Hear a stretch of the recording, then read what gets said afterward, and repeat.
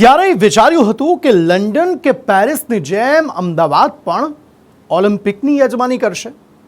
એવી કલ્પના કરી હતી કે એસજી હાઈવે જેવો વ્યસ્ત રસ્તો હવે ગ્રીન અર્બન હાઈવે બની જશે.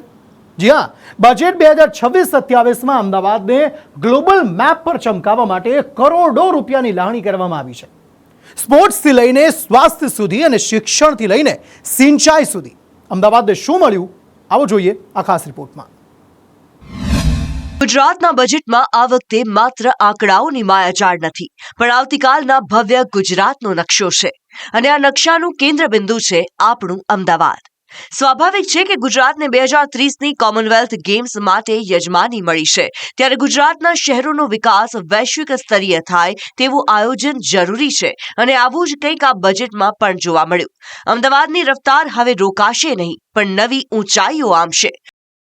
આ બજેટમાં સરકારે Ahmedabad Surat metro rail project માટે 2217 કરોડની માતબર ફાળવણી કરી છે, જેનો અર્થ છે કે હવે અમદાવાદીઓની મુસાફરી વધુ ઝડપી અને સુવિધાજનક બનશે. જો કે માત્ર રફતાર જ નહીં, બજેટમાં પણ પર્યાવરણની ચિંતા કરવામાં આવી છે. અમદાવાદનો સૌથી ધમધમતો વિસ્તાર એટલે એસજી હાઈવે. હવે આ હાઈવે માત્ર કોન્ક્રીટનું જંગલ નહીં રહે, પણ 100 કરોડના ખર્ચે તેને ગ્રીન અર્બન હાઈવે તરીકે વિકસાવાશે. સાથે જ અમદાવાદ અને ગાંધીનગરની વચ્ચે વન કવચ પ્રોજેક્ટ હેઠળ 25 કરોડ ફાળવીને શહેરી વનીકરણને વેગ અપાશે. આ તો બસ શરૂઆત હતી. અમદાવાદનું ભવિષ્ય તો દુનિયાની નજર પોતાની તરફ ખેંચનારું છે, કેમ કે આપણા અમદાવાદને ઓલિમ્પિક રેડી સિટી બનાવવાની દિશામાં સરકાર આરપારના મૂડમાં છે. 500 કરોડની ફાળવણી સાથે અમદાવાદ સ્પોર્ટ્સ એન્ક્લેવનું નિર્માણ હાથ ધરાશે. માત્ર મેદાન જ નહીં, પણ ખેલાડીઓના મગજ અને શરીરની તંદુરસ્તી માટે 58 કરોડના ખર્ચે દેશનું અદ્યતન ન્યુરો સ્પોર્ટ્સ સેન્ટર અમદાવાદમાં આકાર લેશે.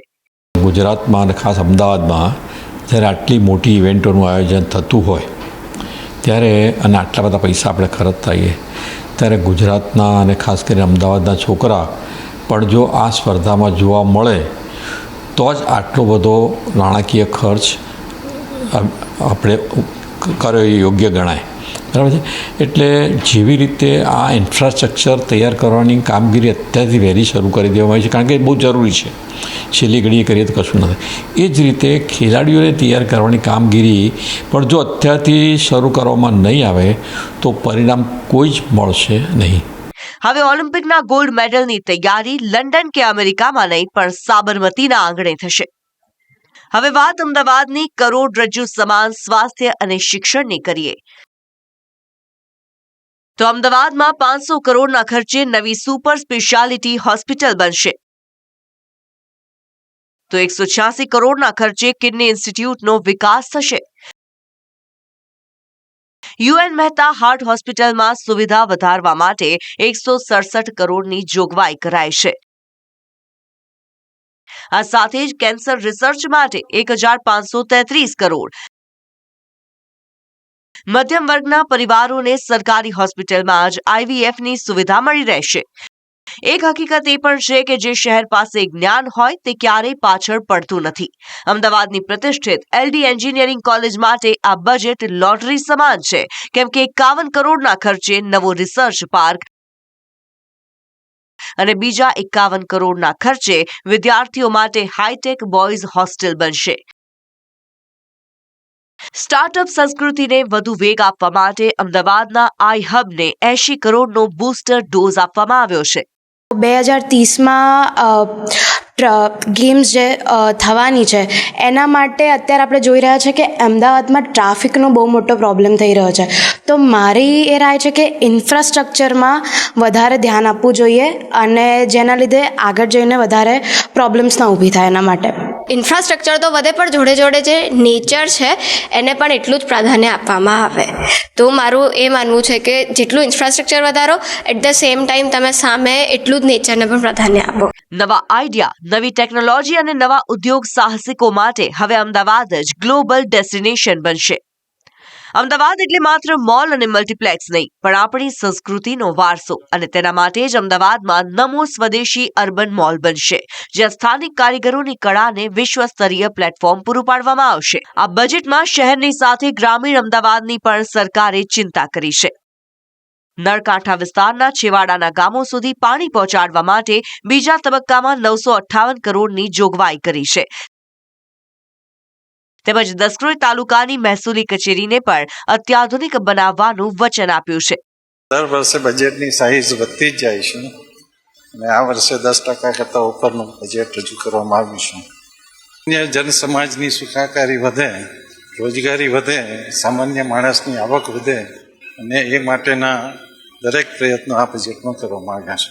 અને છેલ્લા 2 વર્ષના જો તમે આંકડા જોશો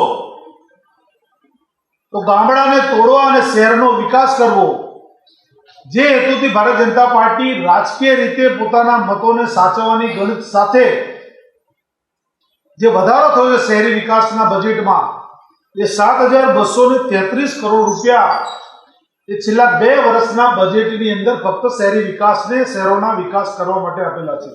ગુજરાતની સરકારી તિજોરીના તાળા પણ શરમાઈ જાય એવા પ્રકારનું બજેટ આજે ગુજરાતની વિધાનસભામાં રજૂ કરવામાં આવ્યું છે.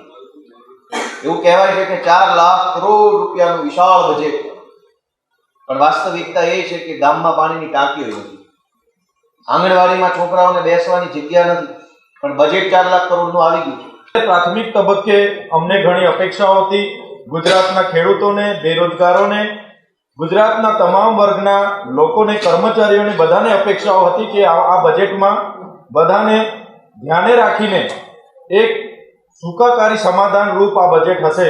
પણ આજનું બજેટ એ ચૂંટણીલક્ષી બજેટ હોય એવું અમને લાગે છે. પરંતુ અહીં સવાલ એ પણ છે કે આ બજેટ રાજનેતાઓને કેટલું રાસ આવી રહ્યું છે, તો હવે એ પણ સાંભળી લઈએ. આ તો રાજનીતિની રીત છે. સત્તા પક્ષ વખાણ કરશે અને વિપક્ષ પોતાનો વિરોધ નોંધાવશે. પરંતુ બજેટમાં જે રીતે જાહેરાત કરવામાં આવી છે તેને જોતા એટલું તો ચોક્કસ કહી શકાય કે સરકારનો આશય અમદાવાદને માત્ર ગુજરાતનું જ નહીં, પણ ભારતનું એવું શહેર બનાવવાનો છે જે વૈશ્વિક સ્પર્ધામાં અવ્વલ રહે. રસ્તા, રેલ, રમતગમત અને રિસર્ચ, આ 4 સ્તંભો પર ઊભું થનારું નવું અમદાવાદ હવે હકીકતમાં મેગા સિટીથી ગ્લોબલ સિટી બનવા તરફ પ્રયાણ કરી રહ્યું છે. બ્યુરો રિપોર્ટ, સંદેશ ન્યૂઝ.